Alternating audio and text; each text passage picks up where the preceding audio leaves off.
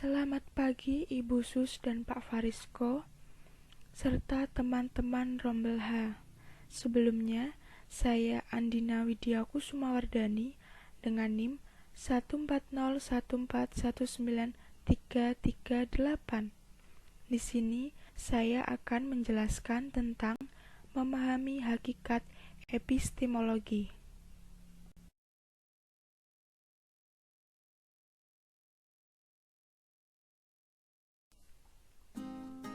Tujuan mahasiswa diharapkan 1. Mampu memahami pengetahuan epistemologi. 2. Mampu memahami perihal pengetahuan. 3. Mampu memahami persoalan pokok dalam epistemologi. 4. Mampu mengetahui perihal kebenaran. 5. Mampu mengetahui aliran-aliran teori pengetahuan. Pengertian epistemologi.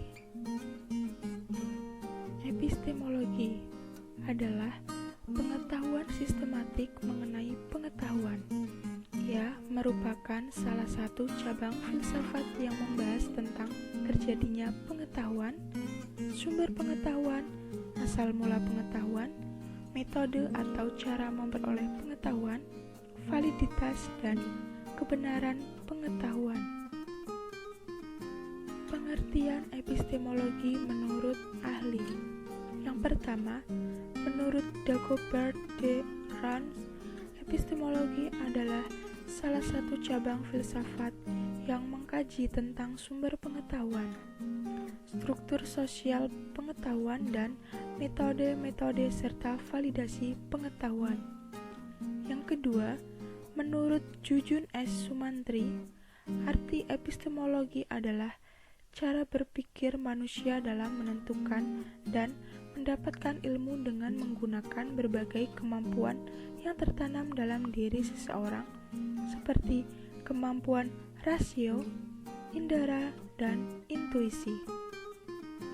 Yang ketiga, menurut Mujamil Komar, makna epistemologi adalah sebagai salah satu bagian filsafat yang mempelajari secara mendalam tentang pengetahuan manusia.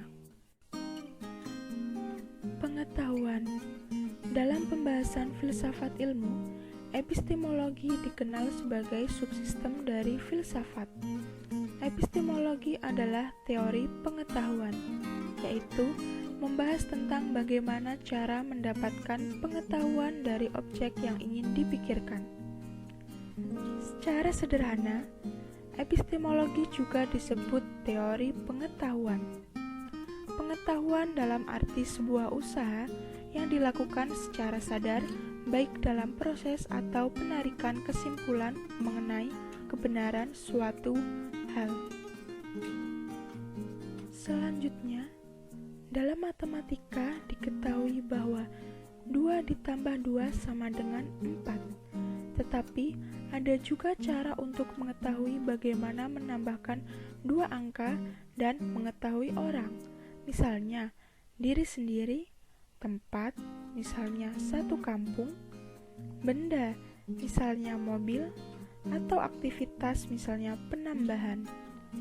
Beberapa filsuf berpikir ada perbedaan penting antara tahu bahwa atau tahu konsep, mengetahui bagaimana, serta memahami operasi dan kedekatan dengan pengetahuan atau tahu dengan hubungan.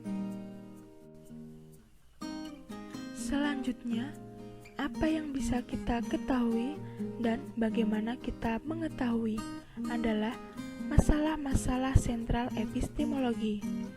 Tetapi, masalah-masalah ini bukanlah semata-mata masalah filsafat, sebab epistemologi itu berkenaan dengan pekerjaan pikiran manusia, the working of human mind. Dalam epistemologi terdapat upaya-upaya untuk mendapatkan pengetahuan dan mengembangkannya. Epistemologi ini juga bisa menentukan cara dan arah berpikir manusia. Seseorang yang senantiasa condong menjelaskan sesuatu dengan bertolak dari teori yang bersifat umum menuju detail-detailnya, berarti dia menggunakan pendekatan deduktif. Sebaliknya, ada yang cenderung bertolak dari gejala-gejala yang sama, barulah ditarik kesimpulan secara umum, berarti dia menggunakan pendekatan induktif. Persoalan pokok dalam epistemologi. 1. Soal pengetahuan, kekaguman sebagai awal munculnya epistemologi. 2. Soal common sense atau anggapan umum atau akal sehat. Ketiga, skeptisisme. 4. Aspek eksistensial. 5. Analogi pengetahuan. 6. Metode di dalam epistemologi.